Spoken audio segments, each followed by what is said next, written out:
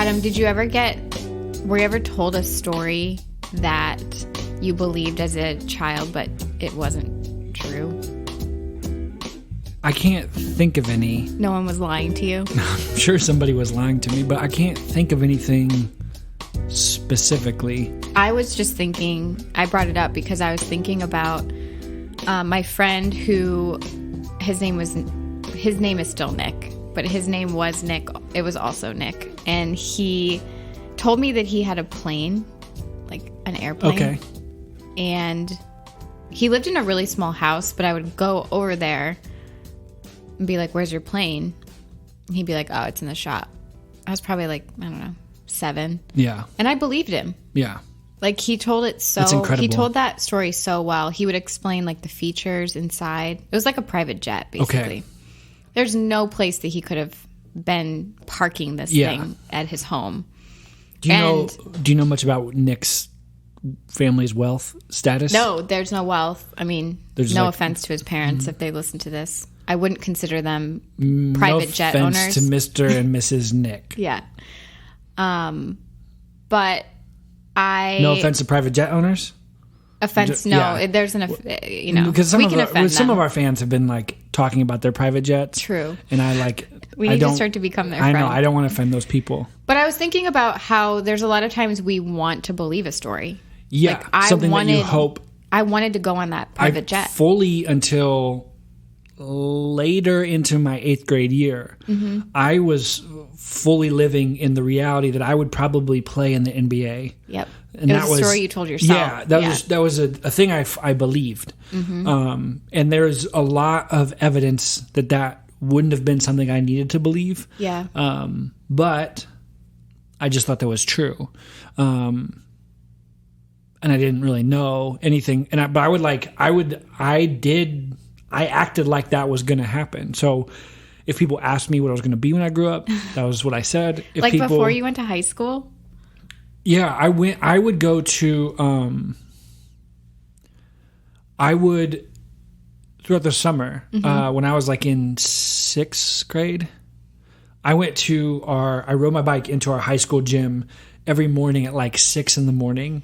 and practiced basketball. That's great. And that's probably the last time in my life I did something all summer long at 6 a.m. But I did it was me and then this one senior basketball player who was trying to not get cut. And so some people might say he was like brown-nosing the coach by being there. Yeah. But him and I were the only 2 people. And the coach would come in every morning and open the gym. For you both? For anyone who wanted to come got it. to open gym at 6 really in the morning, early, yeah. which was this 6th grade kid and this That's so senior. Cute. Yeah. It was cute.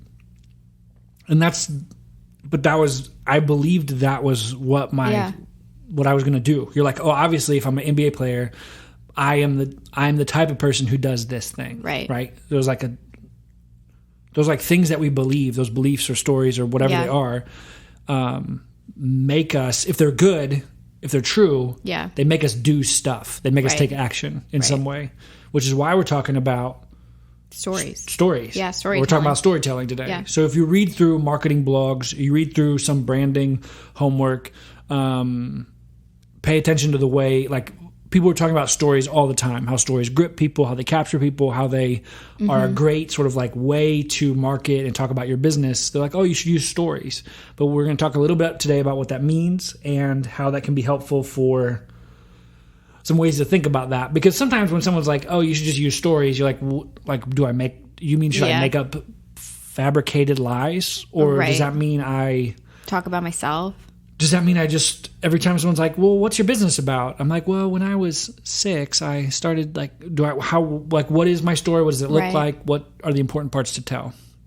Yeah, I was just thinking about all of those things that, we buy into because people are convincing. And then when they're not convincing, it's like we've just convinced ourselves and, either where we were okay with kind of denying some of those, like, well, this can't be true, but I want it to be true. And then there's other times where people give you a story that's like true and authentic and can actually affect your life. Yeah. Yeah, for sure. Truth. So you and I have put together, because we knew we were going to talk about this. We did, yeah. And so we put together some of our top, I'm going to say 6 but I'm going to give us some freedom to like reduce or make them up as we go. I love it. Sort of points, and we're thinking about your brand or your business's story and as you're marketing to people and how to be compelling and interesting and all those things. Yeah. So why don't you go first when you're thinking about your business's brand story? What do you think of? Yeah.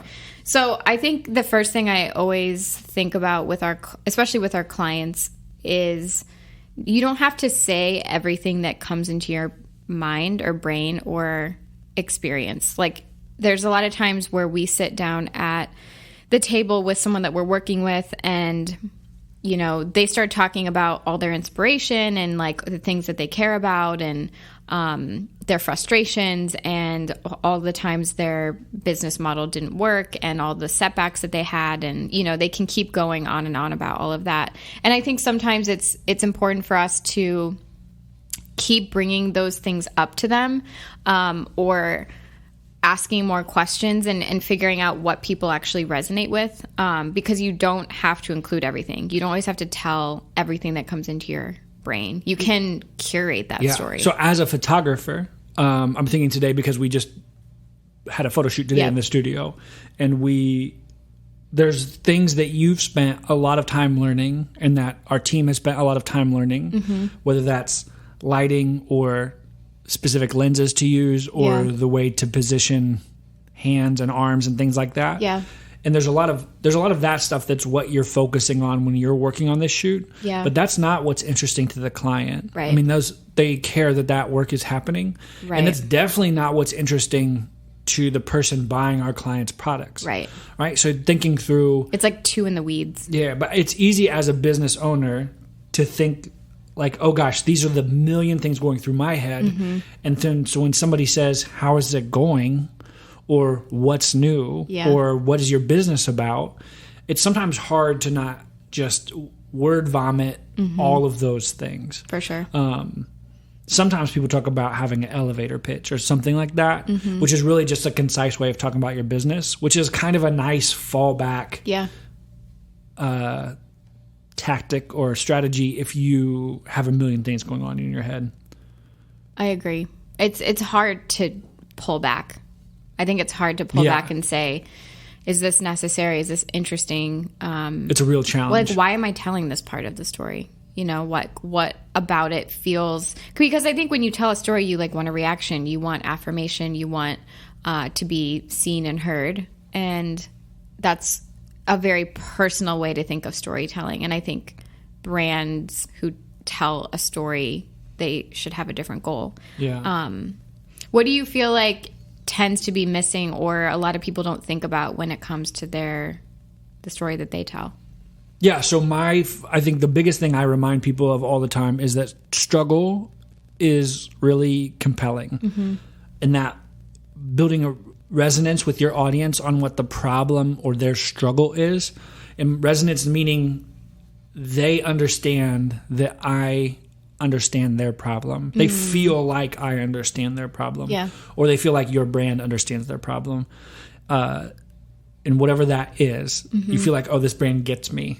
And I think that's a way underutilized part of every interesting story. Is that it's not that interesting of a story if someone's like, I mean, there's people get a little bit more flack these days for like this, but if you're like born into like incredible wealth with a family full of entrepreneurs and you're given every advantage and connection, and then you somehow manage to also have a successful business that grows, that's not really that interesting at all. And that struggle's missing. Yeah, there's no struggle to that, and it's very not compelling. No one cares. We discredit it, and that's not relatable. No one can be like that.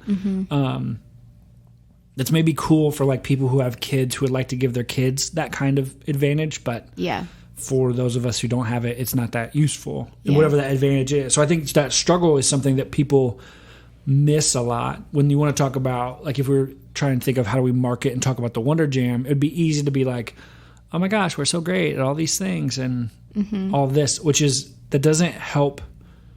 I want to be really good at talking about the services we offer, obviously, and I want to be really good at those services.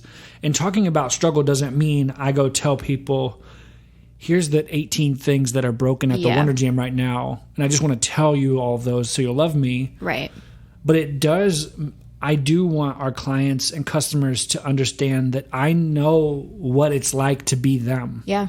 And I can resonate with those things. And we've built our services and products in a way that takes their struggles into account.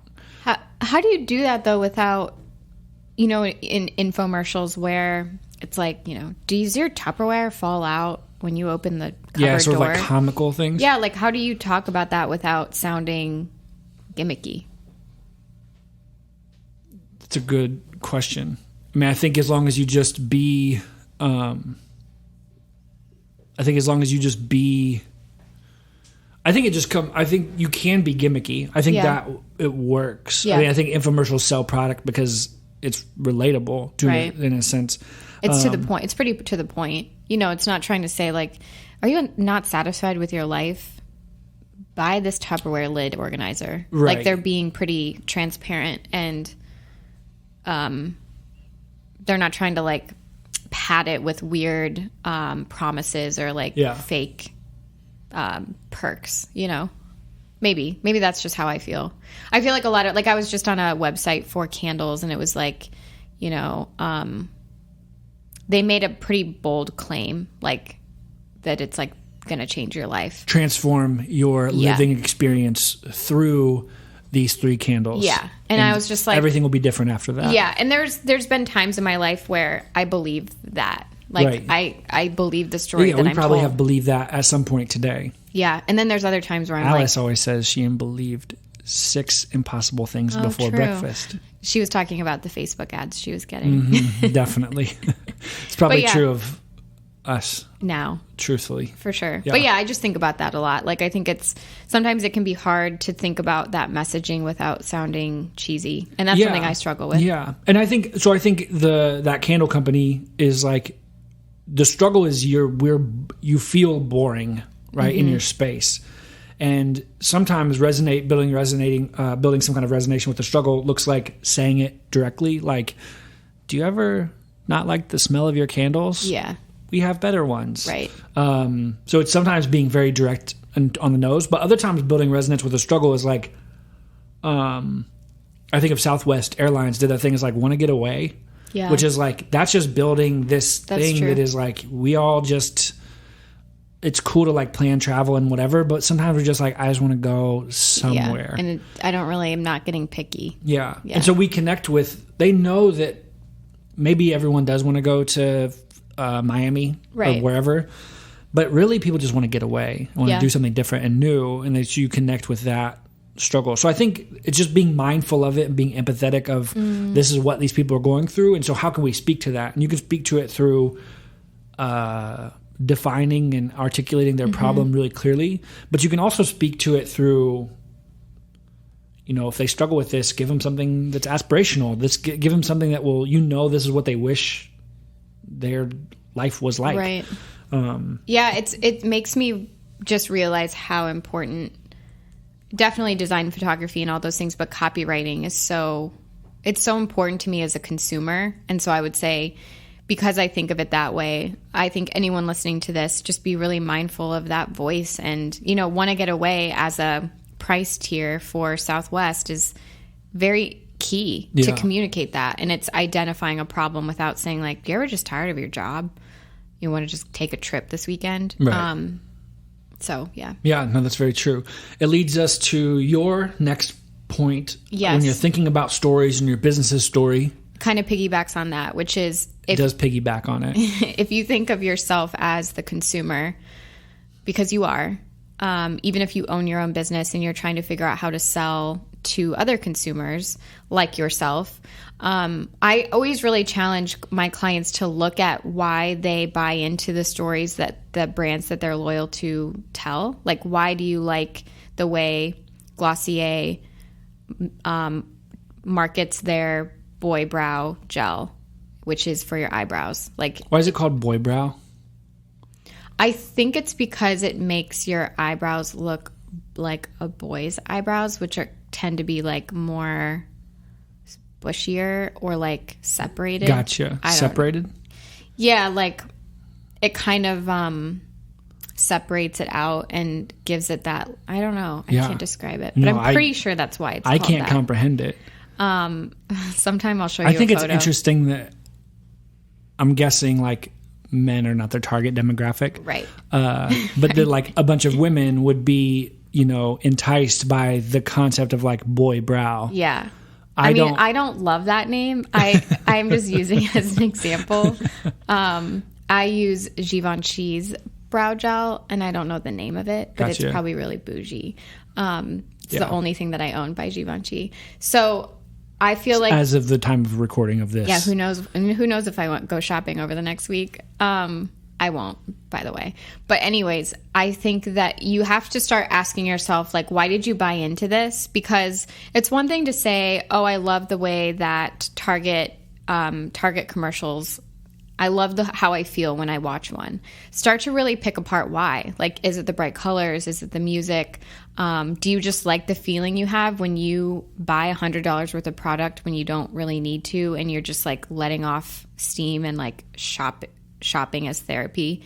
I think it's figuring out why you trust a certain brand. Is it because you've heard the founder speak at a conference, or is it because you read a book by their CEO? Like, think about all of the things that go into it, and don't just try to like mimic that brand. Start to say, if I really connected with this brand because I heard the speaker on the How I Built This podcast, maybe I need to be out there more. Maybe I need to be sharing my story as a business owner because I resonate with that as a customer.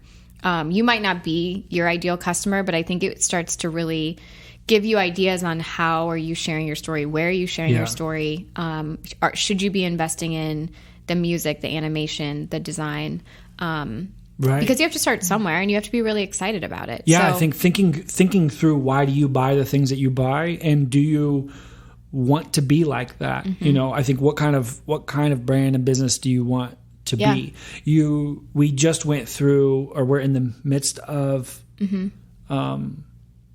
Columbus, Ohio just had its Pride Parade. Yeah. Right? And like corporations just like lined the streets to celebrate and have their logo and have all, sell rainbow flag merch. Yeah. Which is, people have like all kinds of feelings about that all over the place.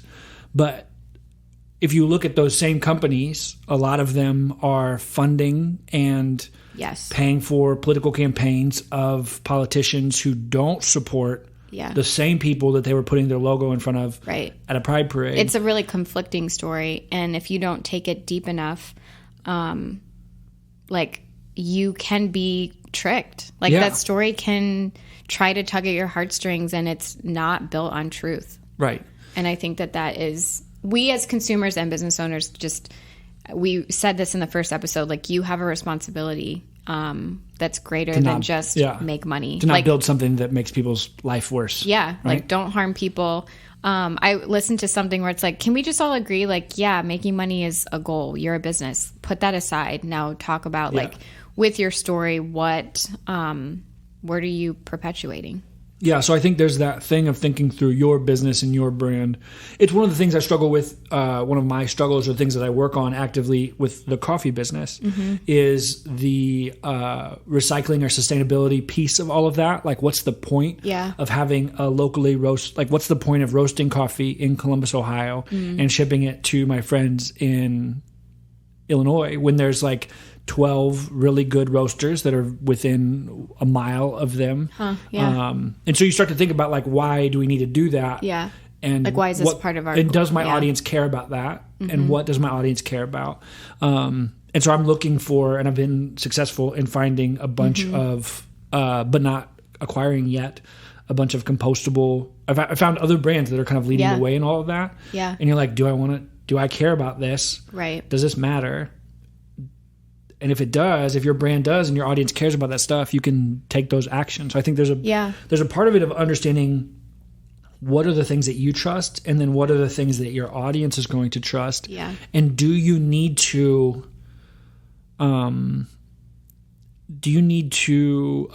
demonstrate those capabilities, qualities, all those things, right? and how critical is your audience going to be? Yeah. You know, if we think of clients, we work with a number of people in the skincare industry who have, some of them really put forward like a vegan focus to their ingredients. Yeah. Others of them focus on having really like clean or plant-based, or minimal, or only the no fillers. Like, so we work with all these people who have very different perspectives. And some of them overlap. Like, you can focus on coffee and supporting local communities and still have compostables and never talk about it. Right. It's like, what are you pushing forward as the like forefront of your story? Yeah. And I think it's just knowing what your story is. We work with Primarily Pure, and they have like amazingly clean, great ingredients in their stuff. Yeah. But they get some flack sometimes that it's not vegan. Yeah. They use tallow in some of their stuff. For sure. And they're like, yeah, it was just, this is clean and this is good. You know, so I think, and they know their audience are not trying to woo all the people who care about that stuff. Everyone, for sure. But it is like, I mean, we can keep going back and forth with it. There is like, your business can evolve and your story can shift. And, you know, there's probably brands out there that had ingredients that now maybe are fine but aren't as trendy, and they have to decide, like, are we going to ride this wave? Like, are we going to integrate this into the story? Does it fit? And I think establishing some of that story is important as an accountability measure to not just jump on every trend that you see. Right. So truth. I think the other piece, so this is my next point, is... Oh, yeah, this is a good one. Get ready. Get ready, everyone. This is a good one. The ones we've made so far, not that great. Right. This one coming is top of the line. The best. Is you don't have to tell your origin story every time somebody asks you about your story. So when someone asks what the Wonder Jam does, I will often lead with the phrase, for people who are just getting started, or people who are funding their own businesses, or for people who are running their business and are incapable of making things look really good. Yeah. That's the way that we start instead the story. Well, 6 years ago, Adam wanted to work from home, and Allie wanted to do some other stuff, and so we decided to work together. Yeah. It's kind of a lazy storytelling tactic. Like, we all have a beginning. Right. To something. Like, I was born. To our listeners who have been born. My story is that I was born. Right. Yeah. But so many people go back there and they think, like, I don't have that interesting of a story. And I think if you think through what will help make your story more interesting. But I think if you think through the way that you do things, who it's for, why, how do you price things, what is your structure, what are your processes like? There's a bunch of different ways that you can be interesting without needing to. We work with so many intuitive health coaches, right? Who are like, go through the same school. They have the same approach. Yeah. They if you ask them about their methods and mechanics, they would say the same things. But you and I know that sitting and talking with them, that they're very different people. They're like either the tone of their voice or the experiences they have or what they've been trained and pay attention to notice in their clients' stories, or the way they write, or the cost of their programs, or there's so many different variables that you can use to kind of leverage and make a strong connection with somebody, that you don't have to be like, well, I used to be a lawyer, I really hated that, and then I found something that I love, and now I became this. And those stories, there's a million of people with those stories, but what's really interesting is the thing that your audience cares about, what's compelling to them. Right. It's like, where are you at now? And if you feel like, for me, I feel like if you can feel like you connect with the person asking you about your story at that moment, like, you can kind of gauge what will impact them. If you feel like your origin story is something that later down the line will help them feel understood, then like definitely do that. I had a note when we were brainstorming for this episode that your story can have layers, and you can like build toward a evolved story, or you can like reveal something about your story a little bit later that doesn't always have to come out at once. Can you imagine going on like a date with a new friend or like a romantic date and someone's like, here's everything there is to know about me?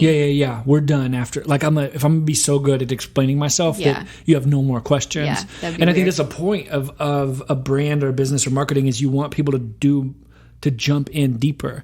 How many people do you see or businesses do we interact with where you're like, oh, this seems kind of cool. And then you jump one layer deep and you're like, oh, this is disappointing. Yeah. Right? Yeah. Where you're just like, oh, this is whatever. Yeah. This happened to me recently. Really? When I was looking for,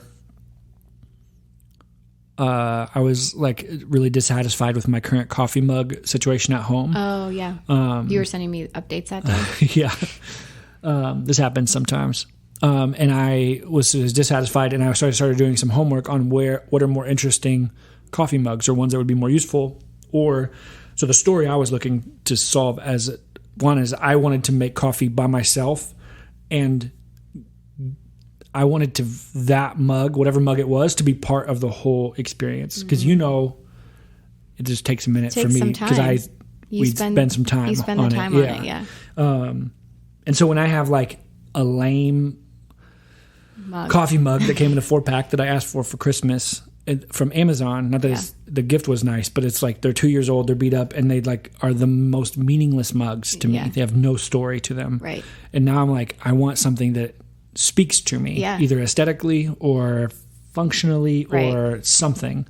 And so I started shopping, and I find this brand, and people are like, oh, this brand's really great. And so I did homework on it. I actually have that exact mug.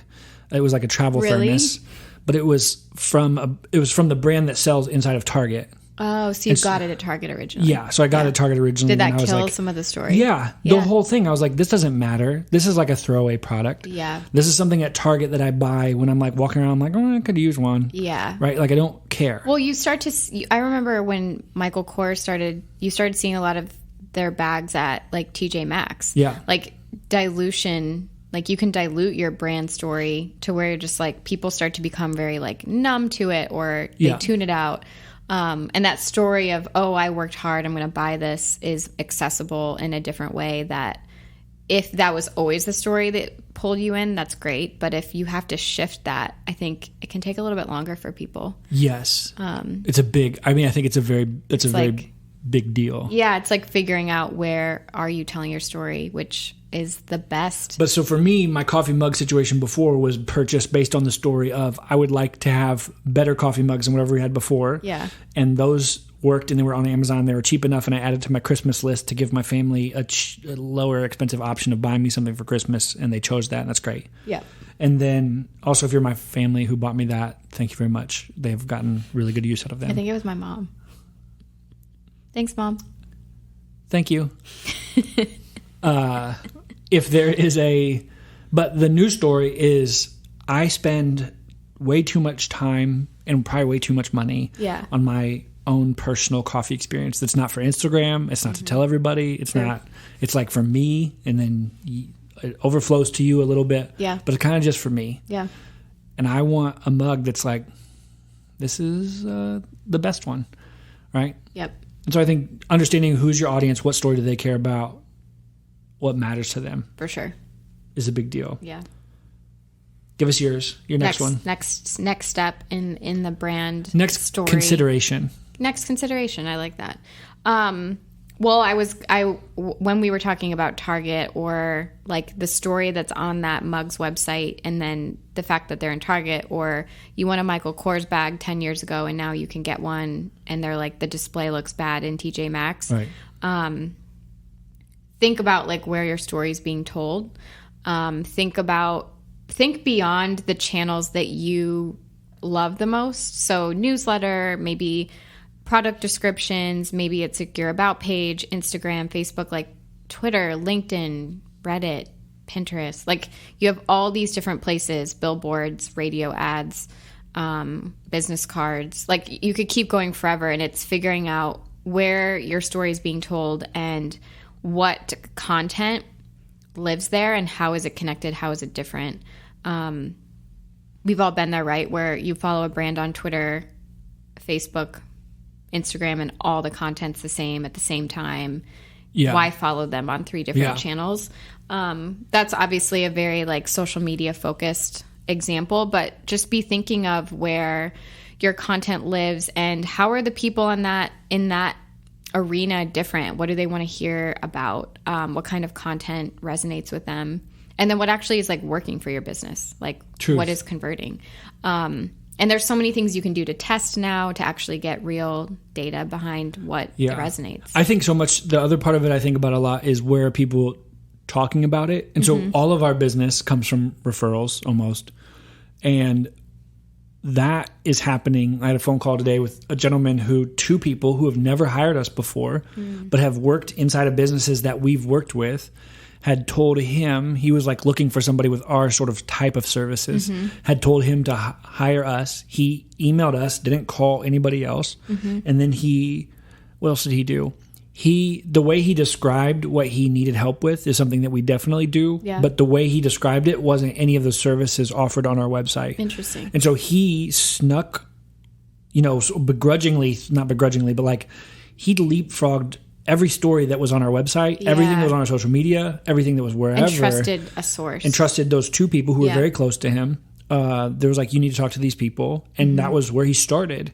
And so understanding what is it like when people talk about you? What should we do as a business to better facilitate those things? Yeah. So we probably should be a little more clear about the services that we offer to people who are out in the community gossiping about us. Yeah.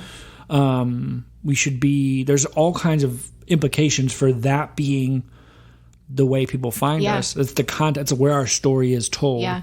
I mean, you had mentioned, and I think next you want to talk a little bit more about. You already know what I want to talk about next? I get a sense. This is incredible. I can like read your mind. Wow. But just that idea that, I mean, we had talked about it before, that other people talking about your business is like so powerful. Yeah.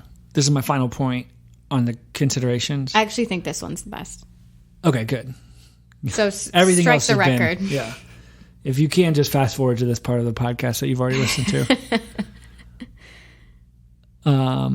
Or ask for a refund for the time that you've invested thus far. We'll refund the amount you paid. Yeah, however much you paid for this, you can have it back. Cool.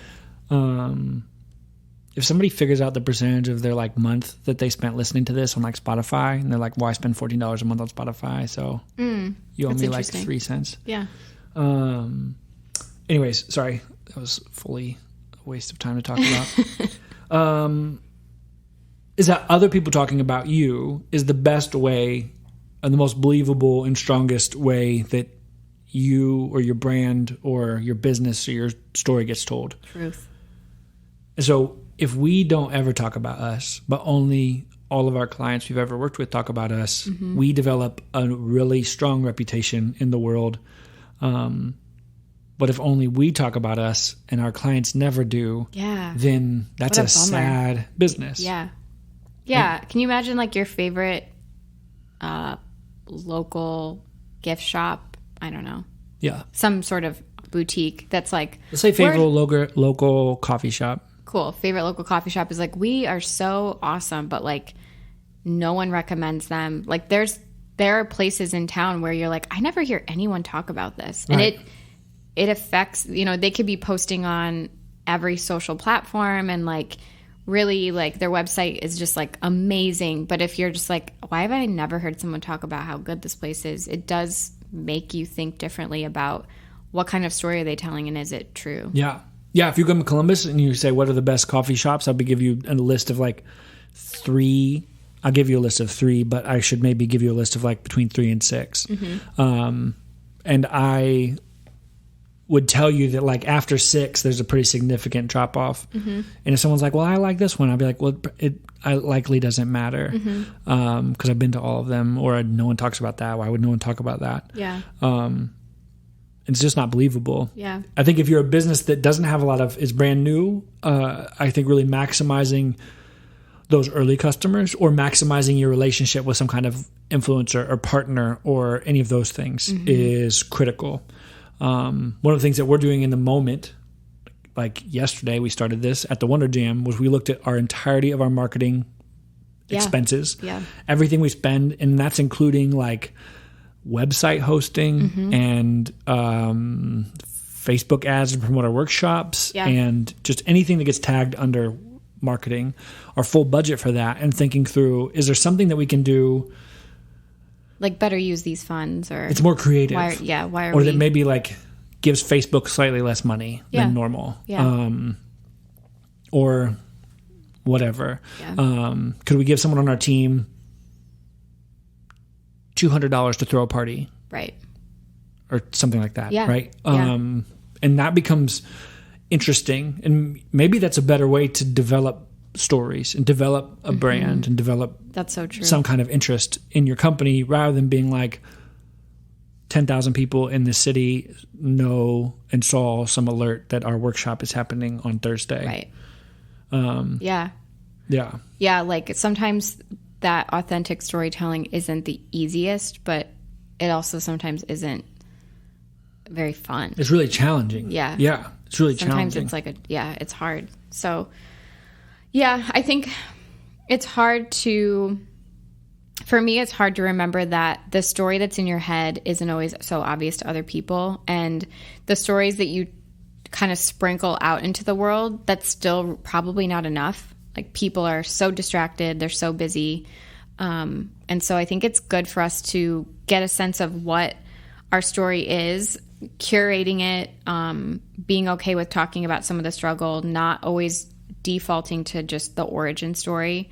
Be aware of like where you're talking about it, but be louder about it. Yeah.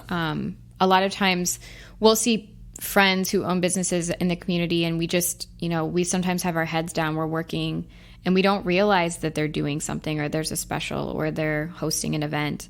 And you kind of have to be a little bit louder and be willing to lean on some of those personal connections and actually communicating with humans, and not just like staying in your basement hoping that everyone's like reading your status. Truth.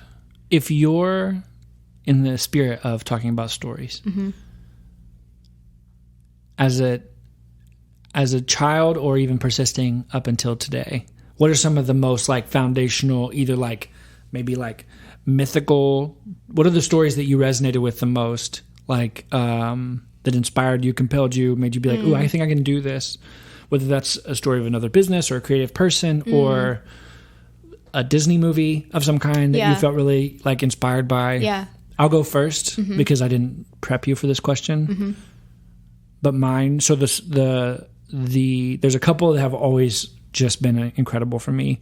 The story of Robin Hood, like all of that, I've read that in like, I'm going to say 6 different versions of that story. Yeah. I once was in high school as a senior.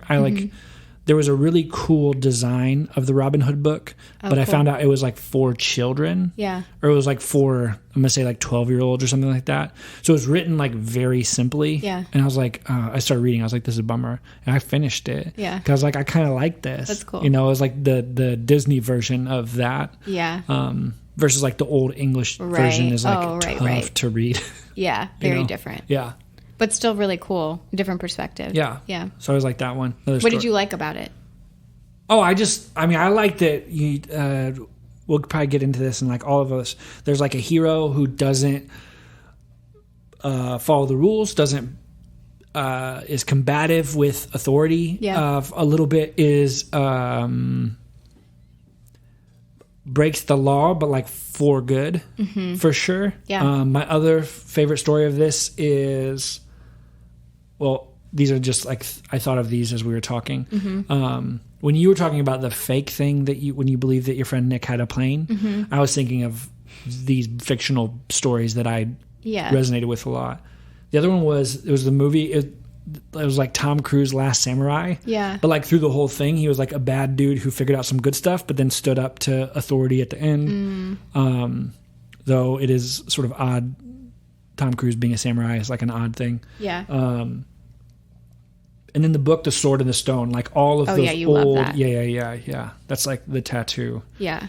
We're gonna do some of that, But like, those were really impactful for you. But like all of the whole narrative arc of King Arthur and Merlin and all of that it was like a fully.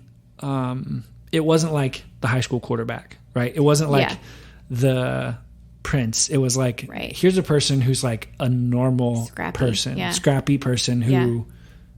you got to take care of yourself now, buddy. Yeah. And I like always really, really resonated I with love that. that. Yeah. When I said scrappy, so the two stories that I loved the most were a book called Mandy, but it's by Julie Andrews, which is like Sound of Music, Julie Andrews. Oh, gotcha. Yeah. I'm pretty sure, unless it's another woman, and I this whole time thought it was her. But I think she's like a part of an orphanage, but she like finds a cottage that's like empty and then like makes a home and then is like adopted by the person that owns the property or something. It, like works out really well. Yeah. And then the Boxcar Children, which also were like find a boxcar, make a home.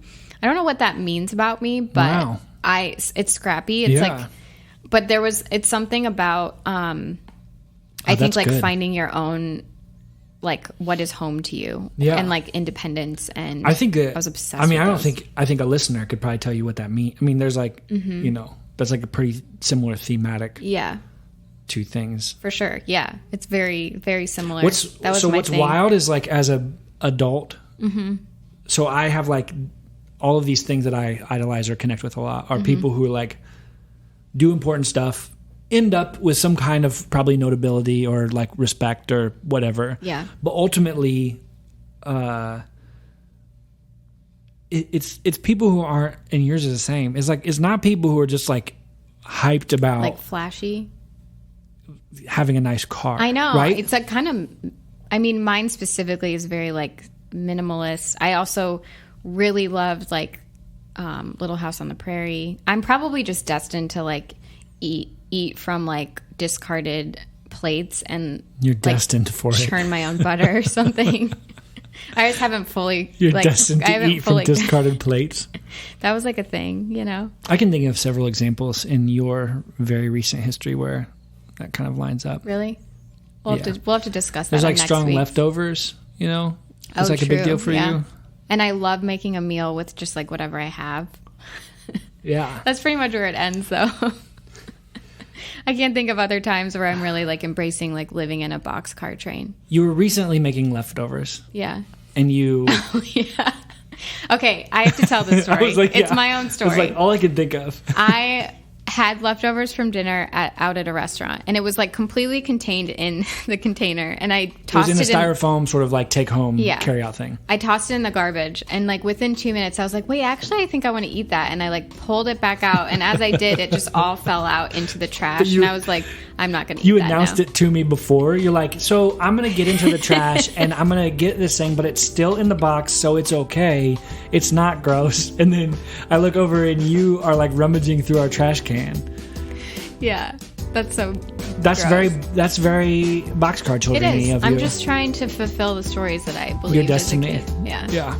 On that note, someone needs to cook me dinner. Someone cook me dinner.